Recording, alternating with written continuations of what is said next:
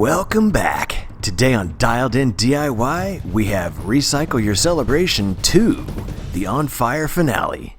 It may look like a Molotov cocktail, but danger's not what I'm going for here. If you remember in the last video, we did Recycle Your Celebration, the warm-up video, using the small bottles and making oil lamps or alcohol lamps. Well, today we're ramping it up big time, and we're going full Tiki torch and making some really cool accent lights for your next party, celebration, or just hanging out. In fact, they work great for an emergency, say when the power runs out.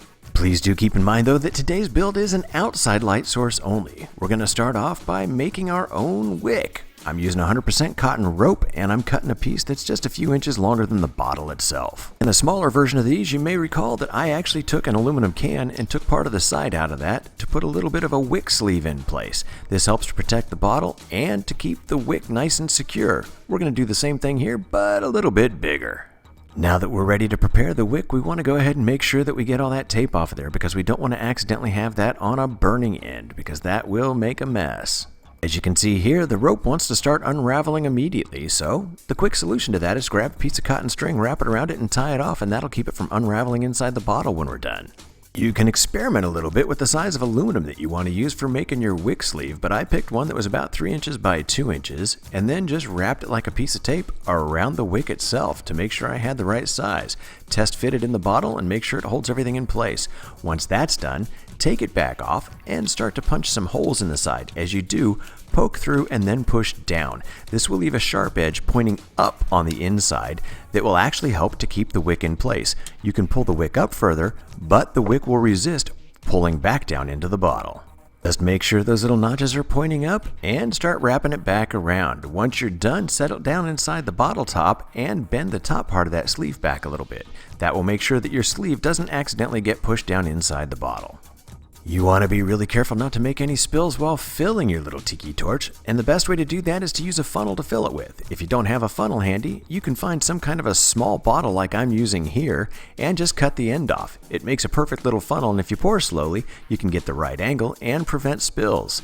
I'm actually using total pure tiki torch fuel here because, assuming it's the day after your celebration, quick and easy is kind of what you're after. The torch fuel I'm using here actually has citronella in it too, which is great because that helps to keep flying insects away. Added benefit.